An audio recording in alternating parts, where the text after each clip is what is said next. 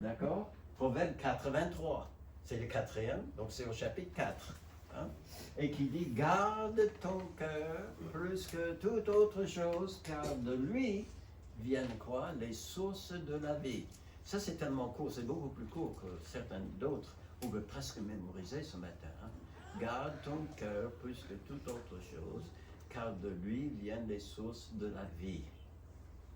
Alors, ça parle de quelque chose d'important, de précieux, qui a de la valeur. Et c'est traduit un peu différemment dans d'autres versions. Si vous avez la version Semeur avec vous ce matin, vous remarquerez que ça le traduit comme ceci.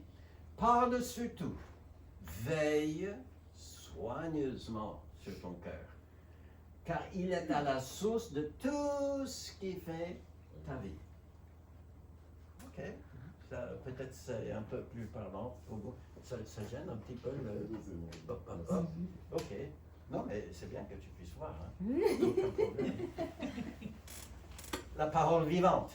Ah, peut-être quelqu'un a la parole vivante. C'est un genre de paraphrase, mais c'est pas mal dit aussi, qui met par-dessus tout. Donc vous voyez, à chaque fois, il y a quelque chose qui est super important là.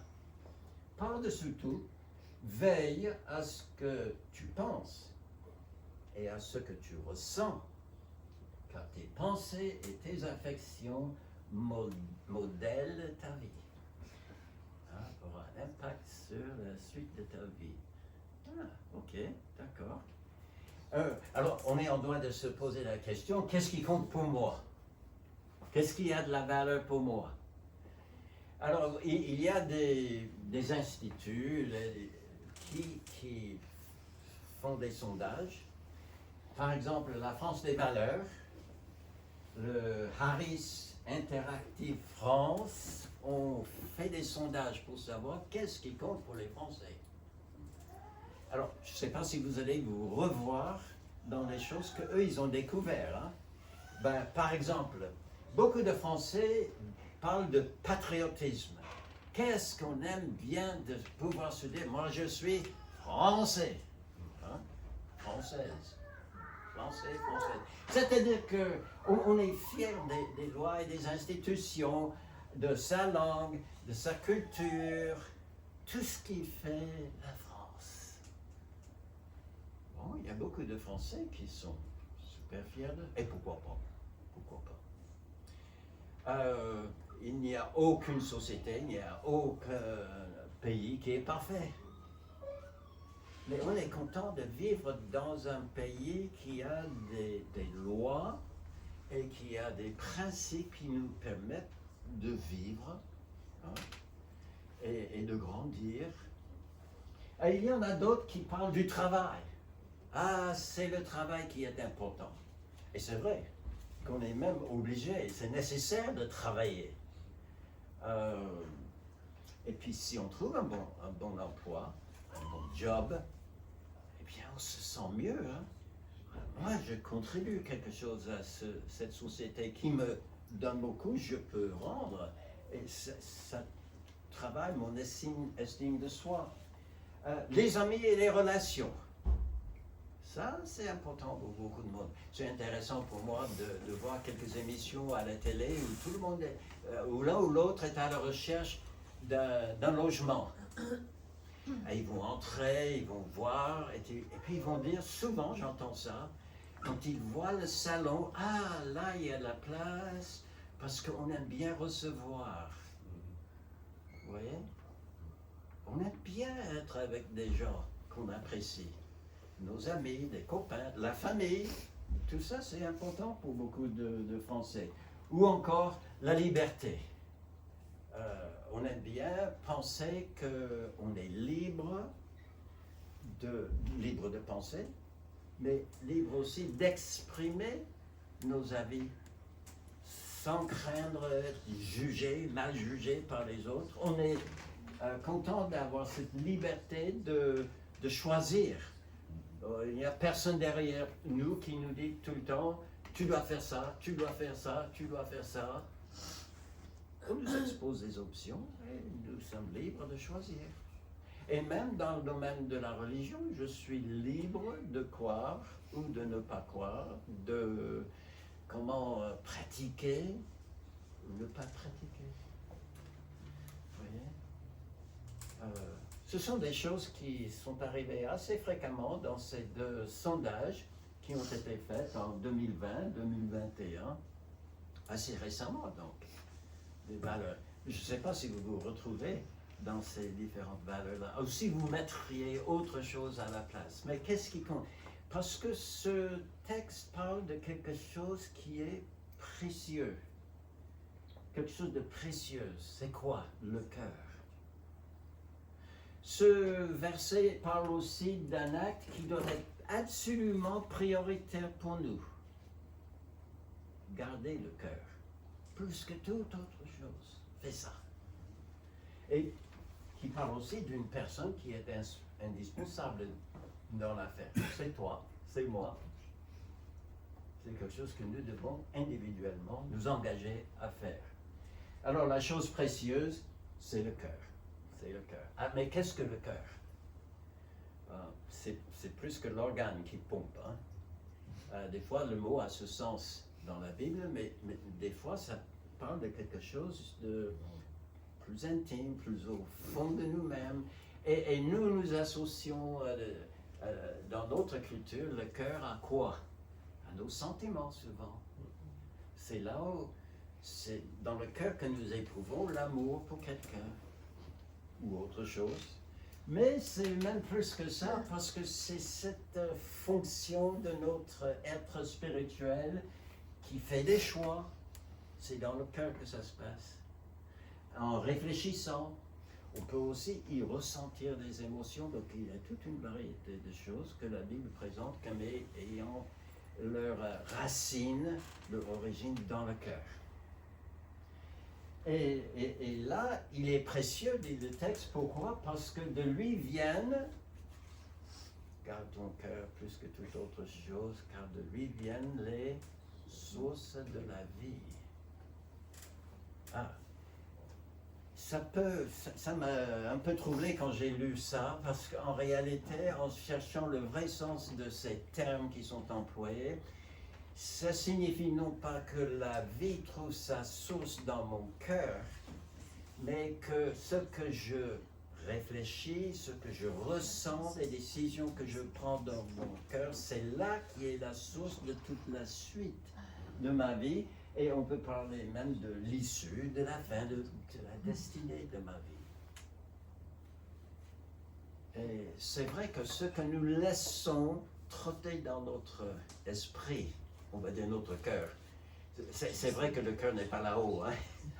Mais nous disons souvent que la plupart des choses, ces activités-là, se passent dans notre tête, alors qu'à l'époque, c'était le cœur. Hein? Mais bon, c'est là où ça se passe. Ça trotte. On réfléchit, on prend des décisions, on ressent, oui, ça c'est mieux que l'autre, et puis ça commence à nous orienter progressivement.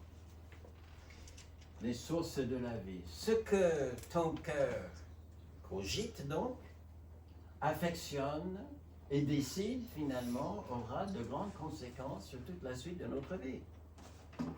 Et c'est vrai. Alors, on doit se poser la question quelquefois, sur quoi est-ce que je fixe mon attention? Tu sais, là déjà, il y a un choix à faire. De choisir ce qui sera le sujet de mes réflexions, de mes affections, etc.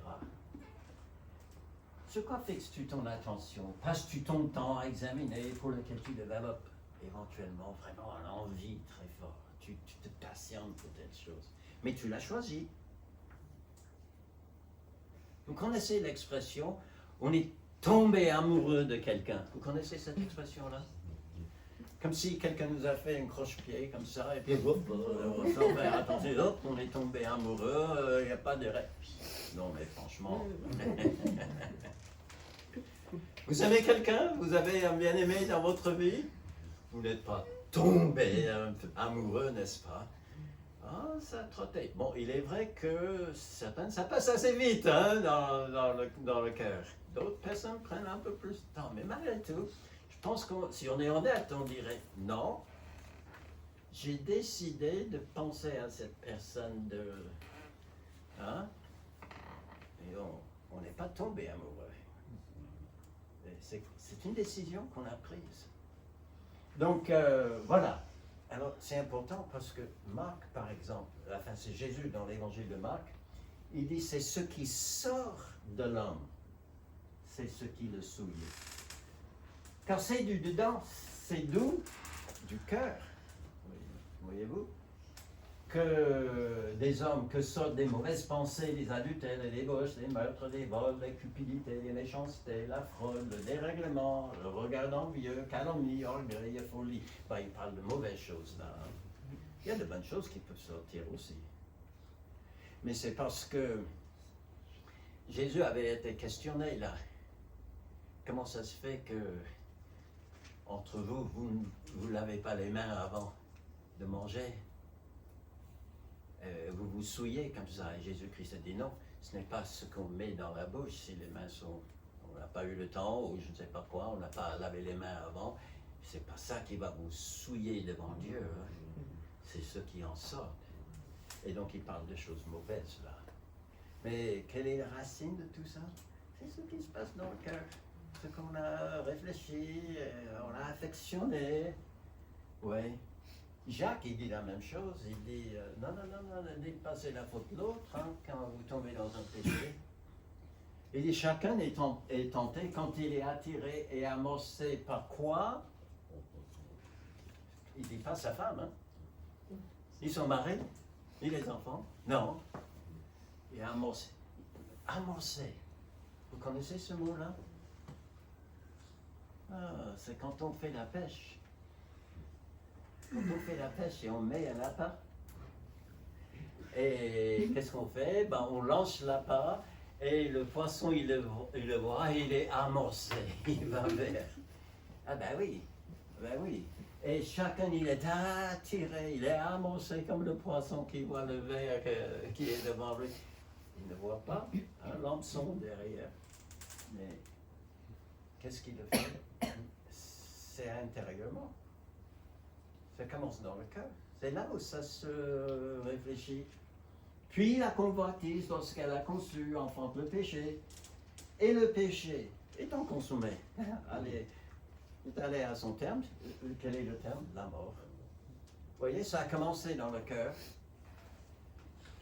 Et les sources de la vie, hein, l'issue, destinée, finalité de tout ça, malheureusement, dans ce cas-là, il y a la mort qui arrive.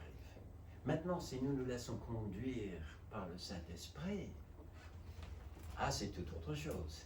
Hein. Il ne va pas nous conduire vers la mort. Il nous conduit vers la vie, la joie, la gloire. Alors le cœur, donc, c'est le socle, hein, c'est la source, c'est là où ça se passe. Et ça peut nous diriger dans différentes directions. Ça peut, si nous laissons conduire par l'Esprit de Dieu à travers sa parole et que nous prenons goût et nous avons vraiment envie d'avancer dans cette direction-là, il nous donne joie, paix, sérénité, énergie même d'une vie nouvelle et de savoir qu'on aura à terme l'héritage avec les saints dans les cieux. Oui, ça peut, mais attention à ton cœur.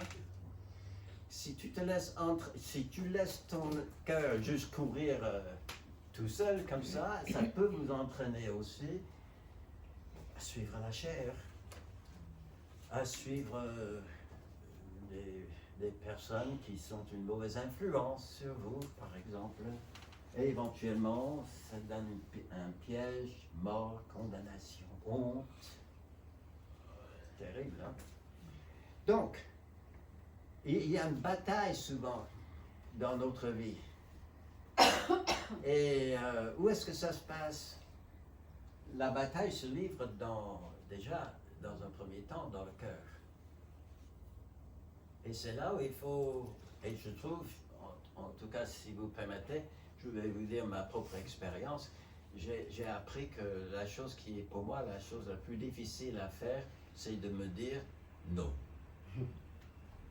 Arrête. Stop. Ça c'est difficile, hein? C'est beaucoup plus facile de dire oui, oui, oui, oui, oui. Mais de dire stop. De reconnaître que avant de placer l'acte, hein, et être face à une tentation, je dois me dire au début, je ne veux pas réfléchir là-dessus, je prends une position pour Dieu dès le départ. Et je ne vais pas laisser les choses mauvaises trotter dans mon cœur. Si je le fais, attention, ça peut me mener. Hein. Là, c'est quelque chose de précieux, votre cœur. Et aux yeux de Dieu, cette partie-là de vous est quelque chose de précieux. Il aimerait le fortifier, le développer.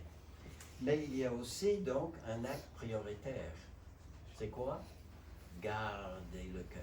Garder le cœur. Et le mot garder signifie de le conserver, ça signifie de le préserver, le protéger même, de veiller sur notre cœur de sorte que il ne se laisse pas entraîner dans une mauvaise direction.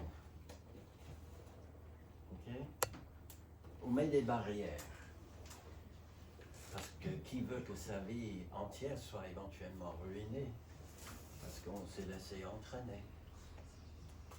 Vous connaissez des personnes qui ont dit, excusez-moi, peut-être c'est moi, peut-être c'est vous, mais quelqu'un qui a dit, ah, je ne pouvais pas faire autrement. Tu sais, on entend ça des fois. Souvent, c'est après avoir fait quelque chose qu'on ne devait pas faire. Mais je ne pouvais pas faire autrement. Ah si. C'est qu'on n'a pas su mettre des barrières, on n'a pas bien gardé notre cœur. Mais justement, qu'est-ce qui menace mon cœur? Si je dois être là, comme le soldat, il y avait un des enfants qui est arrivé tout à l'heure avec un sabre. Alors, il est toujours là. Il est là-bas. Okay. Ah, le sabre, il est là. Ok, l'épée. Ah ben, qu'est-ce qui est là qui attaque mon cœur? Qui peut l'entraîner dans une mauvaise direction, c'est bien de le savoir. Hein? Ah ben, ça peut être des mauvais influenceurs, comme on dit aujourd'hui. Hein? Pas des influenceurs, mais ça peut être des mauvais copains, des amis. Je sais qu'on ne peut pas choisir toutes ces fréquentations. Hein? On est obligé, si on travaille dans une boîte, ben, on a des collègues de travail qu'on a. Hein? Et peut-être Dieu nous bénit et on a de très bons collègues qui sont un encouragement. Mais ce n'est pas toujours le cas. On parlait tout à l'heure d'acheter une maison. Bon, on achète, on loue une maison, on s'installe, on emménage, et puis on découvre qu'on a des voisins. Et forcément, les voisins sont toujours gentils.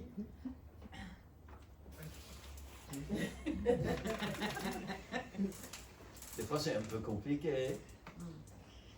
Mais la vie est faite de telle sorte, et nous sommes constitués de telle sorte que nous avons une influence sur les autres, qu'on le veuille ou pas. Hein. Et eux aussi, ils ont une influence sur nous. Alors attention, si vous voyez qu'il y a des personnes autour de vous qui vous traînent dans une mauvaise direction. Ça peut être certains médias. Alors on voit des personnes à travers l'écran. Hein. Médias, des écrits, télévision, internet, etc. Ça peut être aussi des angoisses qui prennent le dessus dans notre cœur, des craintes. Combien de fois dans la Bible, faites une recherche une fois. François, ça c'est pour toi. Parce que tu aimes bien étudier la parole, aller en profondeur. Mais cherchez ce mot craindre ou crainte. Et combien de fois c'est un piège pour nous, hein? On n'arrive pas à maîtriser nos craintes, nos angoisses, et ça prend le dessus, et ça peut nous tirer dans une mauvaise direction. Oui, oui. Tout comme de l'amertume. Oh là là, la Bible dit, ne pas laisser l'amertume prendre racine dans votre cœur. Les craintes sont souvent par rapport à l'avenir. L'amertume, c'est par rapport au passé. Celle-là, celui-là m'a fait quelque chose. Et on a du mal à l'oublier. Ça, c'est vrai. Ça, c'est vrai. Mais des fois, on laisse cette chose-là qu'on nous a fait trotter dans notre tête et finalement prendre notre esprit captif. Et là, on ne sort pas.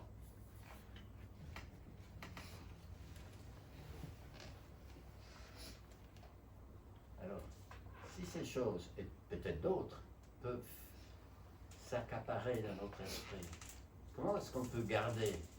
Le verset dit, parle dessus tout, garde ton cœur. Comment on le fait? Le verset ne nous dit pas.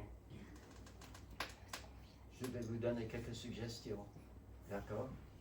Que j'estime bibliques. Peut-être vous pouvez ajouter à ce que je vais dire. Je vous en donne 5. Oh, ça ne prendra pas plus long que vers 2 heures de l'après-midi.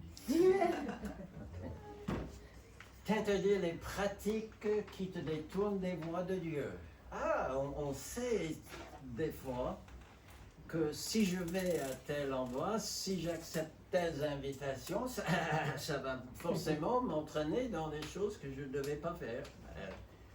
Ne le fais pas, tout simplement. Ne le fais pas. Voilà. Il y a Job, par exemple, qui a dit ceci. Il dit, j'avais fait un pacte avec mes yeux et je n'aurais pas arrêté mes regards sur une vierge. C'est une façon de dire convoiter la fille. Hein? Imaginez comment ça peut... Oh ben, si on ne fait pas attention, ça peut aller vite dans notre esprit. Et bon, lui, c'est un homme, donc il dit par rapport aux filles, mais ça peut aller dans l'autre sens, ça, une fille par rapport aux garçons. Mais il dit non. Ça, c'est quelque chose, je ne veux pas offenser Dieu. Vous vous souvenez de l'histoire de Joseph? Et bien, il avait qui? La femme de Potiphar? Qui était toujours derrière. Allez. Et qu'est-ce qu'il a répondu? Comment? Il dit, mon maître, il m'a donné vraiment toute liberté. Il n'y a rien il n'a pas mis à ma disposition, sauf toi, il dit à la femme. Et puis il dit, comment est-ce que je peux faire une telle chose et pécher contre Dieu? Il n'a pas dit mon maître.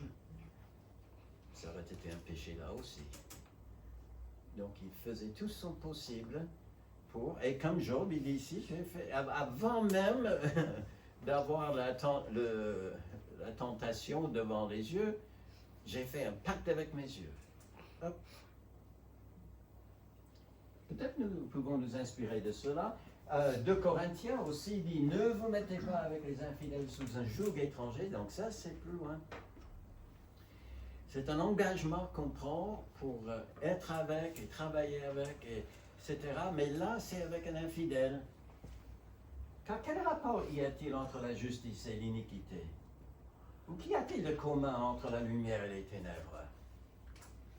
Ou encore, quel accord y a-t-il entre Christ et Bélial?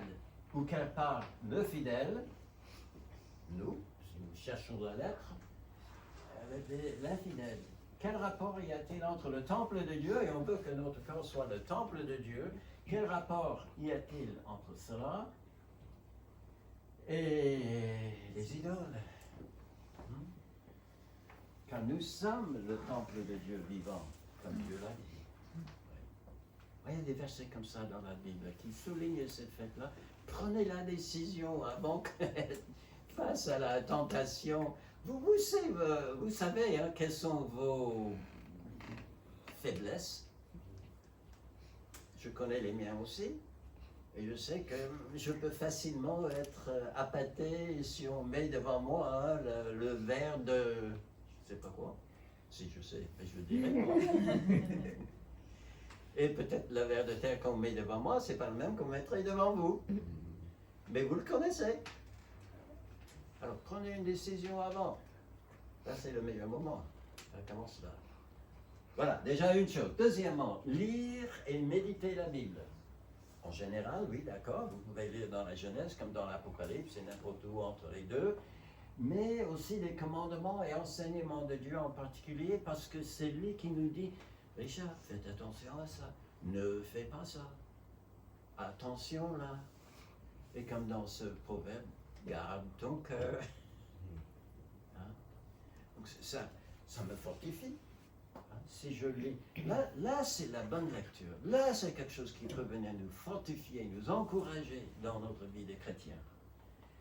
Josué, bon vous connaissez ce verset où l'Éternel dit à Josué le conseil que ce livre de la loi ne s'éloigne pas de ta bouche, médite-le. Ça signifie prendre le temps dans la lecture.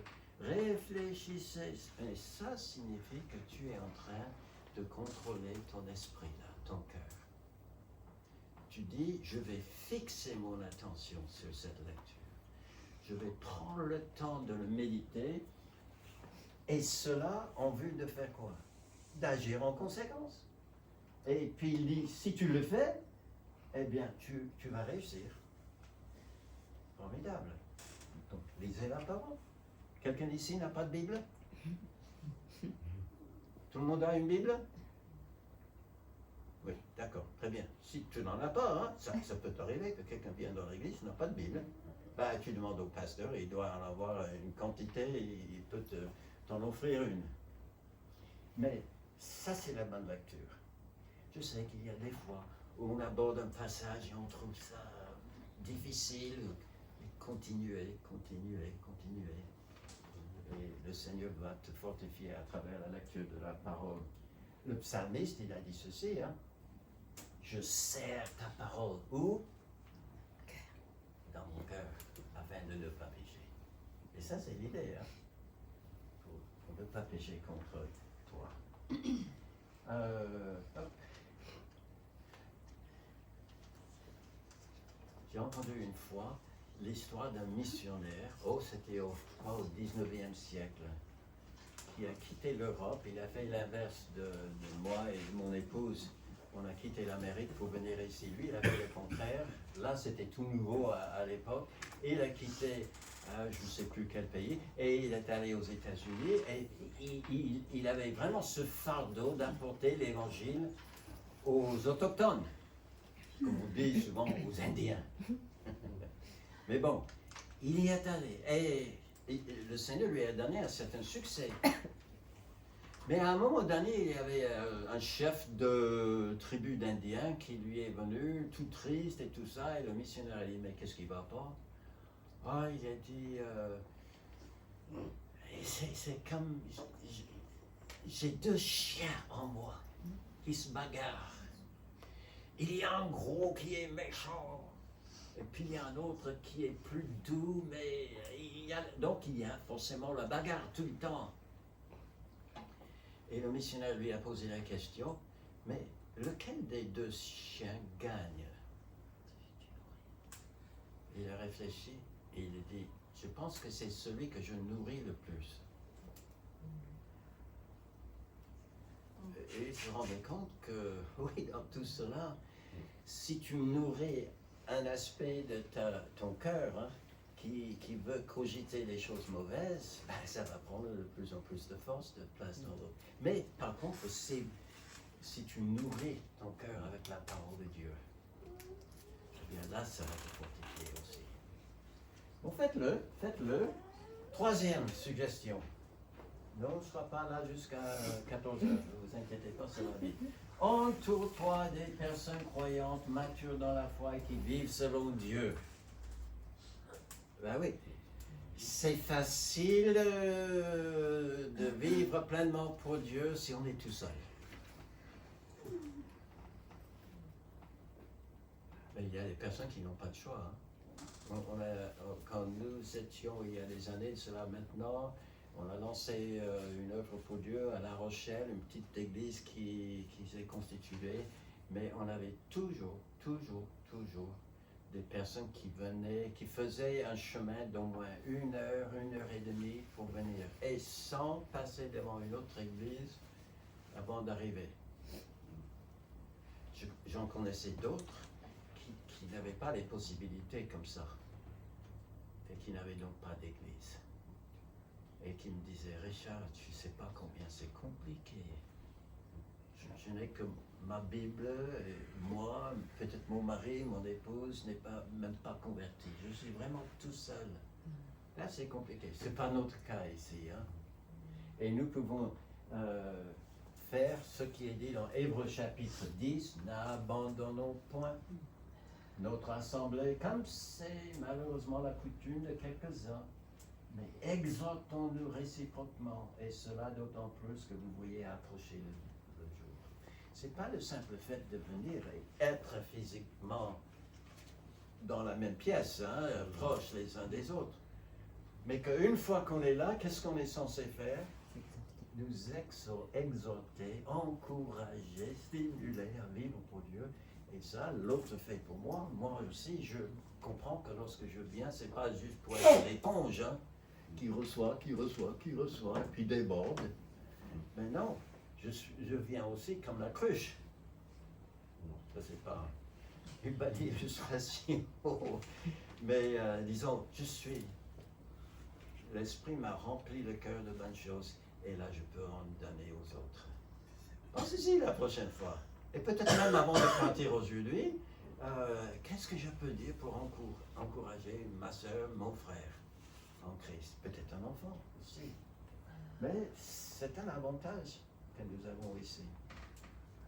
Occupe-toi de bonnes œuvres.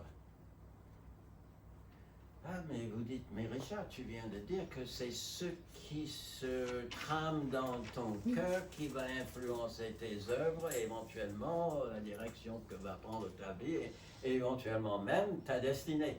Oui, c'est vrai. Mais l'inverse est vrai aussi. Si je m'occupe et je réfléchis sur qu'est-ce que je peux faire de bien pour aider l'un et l'autre, ça va également faire un retour sur mon cœur. Et les deux sont vrais. Je pense bien, je fais bien. Je fais bien, je pense bien. Et puis ça tourne. Il y a beaucoup de versets comme ce que nous lisons ici dans Colossiens chapitre 1, verset 10, où Paul priait pour des gens qui étaient à Colosse, hein, des chrétiens là, dans l'espoir qu'ils marchent d'une manière digne du Seigneur et lui être entièrement agréable, portant des fruits en toutes sortes de bonnes œuvres et croissant par la connaissance de Dieu. Il y a des parties qui sont plutôt intérieures, la connaissance, il y a d'autres parties, le faire, et tout ça c'est ensemble. Là c'est un verset que Paul a écrit pour Timothée. Et apparemment, dans la ville d'Éphèse, il y avait un petit problème pour savoir quelles étaient les femmes qui avaient peut-être perdu leur mari par le décès ou par la persécution, et qu'on pouvait assister dans l'Église. Alors il dit ceci, que la femme en question soit recommandable par quoi? De bonnes œuvres. Vous voyez? Lesquelles? Elle élevait les enfants. C'est déjà une bonne œuvre. Je suis content. Il met ça en premier. Hein? Si Dieu nous permet d'avoir des enfants, notre premier champ de mission, c'est la maison, nos enfants. Exercer l'hospitalité, laver les pieds des saints, secourir les malheureux, pratiquer toute espèce de bonne œuvre. Vous savez, en français, il y a ce petit proverbe, hein, qui dit que l'oisiveté est mère de toutes les vices. En chômant, on apprend à mal faire. On fait rien. C'est difficile. Il faut que quelqu'un soit vraiment dans une lourde dépression pour absolument rien faire. Mais si vous ne gérez pas cet aspect de le faire, hein, cet aspect-là de votre vie,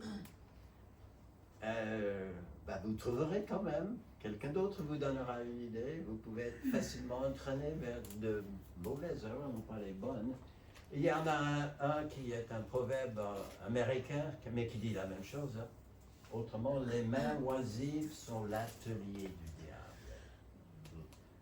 Il trouve de quoi faire, lui, à travers une vie qui n'a aucune direction, qui n'a aucun projet, qui ne pense pas qu'est-ce que je peux faire pour aider un tel ou une telle. Travaillons. 5, vous voyez, c'est même pas 14 heures. Lutter contre l'amertume, le mécontentement, l'avarice, ça, c'est plus des choses qui sont extérieures. C'est maintenant des choses qui peuvent pousser dans notre cœur et le prendre prisonnier. Comment est-ce qu'on lutte? En exprimant de la reconnaissance.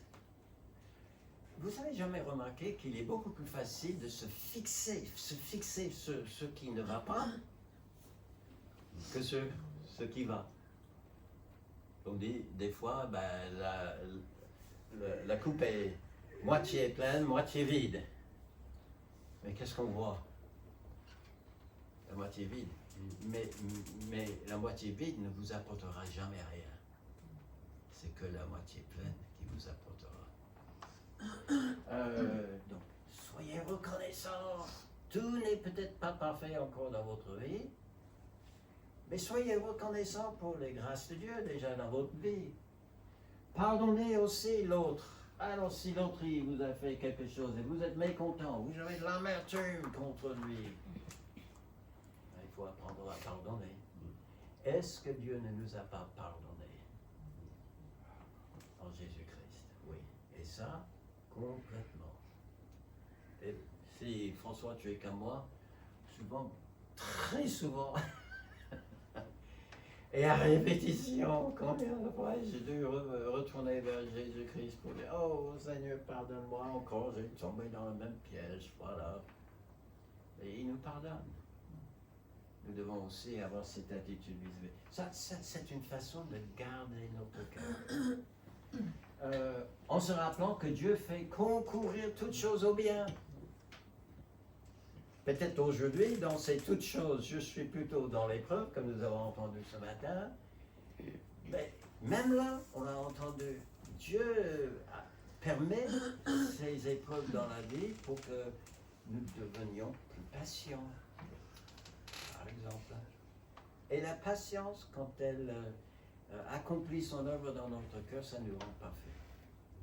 On est sur un bon chemin s'il y a des épreuves dans la vie.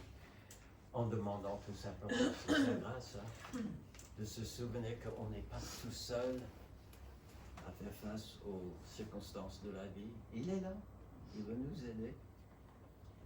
Bref, faites tous ce que vous pouvez. Tout ce qui est dans ton pouvoir pour éviter de tomber dans la tentation. Et s'il arrive que tu tombes malgré tout, eh bien, que faire?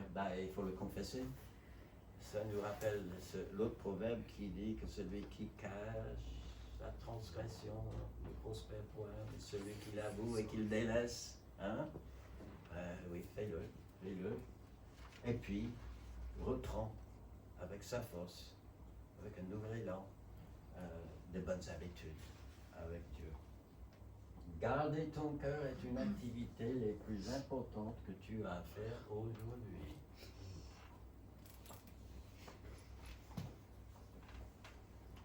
On n'a que 5 autres points. Hein? Non, c'est le dernier. C'est le plus court. Il y a donc quelque chose de précieux dans ce livre, dans ce proverbe, c'est ton cœur. Il y a une activité par rapport à ton cœur qui est absolument indispensable, c'est de le garder. Mais il y a une personne qui est importante dans l'affaire, c'est toi, car le verset dit, garde ton cœur plus que tout autre chose. Ce verset ne dit pas, va trouver à te mêler dans le cœur de quelqu'un d'autre. Hein? Maintenant, s'il y a un frère ou une sœur qui a un problème et qui vient vers toi pour demander ton aide, oui, ça c'est une chose. Mais là, c'est déjà... d'ailleurs, Jésus-Christ a dit, comment peux-tu imaginer un jour enlever la petite paille qui est dans l'autre si toi-même tu as une poutre dans le tien. Hein? Donc on s'occupe déjà de soi-même. Garde ton cœur plus que toute autre chose, car de lui viennent les sources de la vie. C'est ton cœur. Hein? Il n'y a personne dans cette pièce. On s'aime dans une église. On doit s'intéresser aux autres, penser aux autres, nous exhorter réciproquement. Mais il n'y a personne d'autre dans cette pièce qui a plus d'intérêt que ton cœur soit gardé que toi. Et c'est toi qui dois le faire. Personne d'autre peut le faire à ta place. Hein. Si tu démissionnes là, ne courez pas vers le pasteur après pour dire « Oh, pasteur, c'est seulement... » Oui. Quand tu arrives à dire « si seulement », c'est trop tard. Presque. Oui, personne ne peut le faire à ta place. Tu peux le faire, par contre, parce que la Bible dit « Je puis tout ». Et dans ce tout, je peux même garder mon cœur. Par moi-même? Non, pas celui qui me fortifie. Comme dans 1 Corinthiens 15, 57, mais grâce soit rendue à Dieu qui nous donne la victoire par notre Seigneur Jésus-Christ. Tu peux avoir la victoire, même sur ce cœur-là, que personne d'autre ne voit, hein, quasiment, mais tu le connais. Et tu peux avoir la victoire, ou même, comme il est dit dans les psaumes, avec Dieu, nous ferons des exploits. J'aimerais peut-être suggérer quelques exploits auxquels vous n'avez pas pensé. L'exploit de garder ton cœur pur et engagé pour le Seigneur. Ça, c'est un exploit. Hein? Ça, c'est un exploit. L'exploit de vivre pour Dieu dans un monde adverse. Ou peut-être au travail, ou dans le voisinage, ou des copains, etc. Tout le monde dit « Quoi? Tu fais ça? Tu penses ça? C'est pas possible! » Ah oui. Ça, c'est un exploit des fois. Hein? Il n'est pas difficile de suivre le courant. Il est beaucoup plus difficile, c'est un véritable exploit, que de nager contre le courant. L'exploit d'obtenir pleinement. Parce que ça, c'est l'héritage. Hein? Cet héritage céleste. Ça, c'est cette finalité. Et d'imaginer qu'un jour, je peux me présenter devant le Père, et sans que je puisse me glorifier d'une mérite quelconque, je peux imaginer qu'un jour il me dirait « Fidèle serviteur, t'as bien fait. T'as bien fait. Entre dans la joie de ton maître. » Ça va être fantastique, hein? Ce soit un exploit. Et pour y arriver, il faut garder son cœur. Je garde le mien, tu gardes le tien, et que nous prenons l'engagement les uns vis-à-vis des autres de nous encourager dans cette affaire-là. On va prier. Merci notre Dieu pour cette pépite de sagesse qui nous montre que bien plus important que beaucoup d'autres choses qui luisent devant nos yeux, des fois, il y a quelque chose qui a plus de valeur, c'est notre cœur. Et aide-nous, Seigneur, aujourd'hui même à prendre quelques décisions.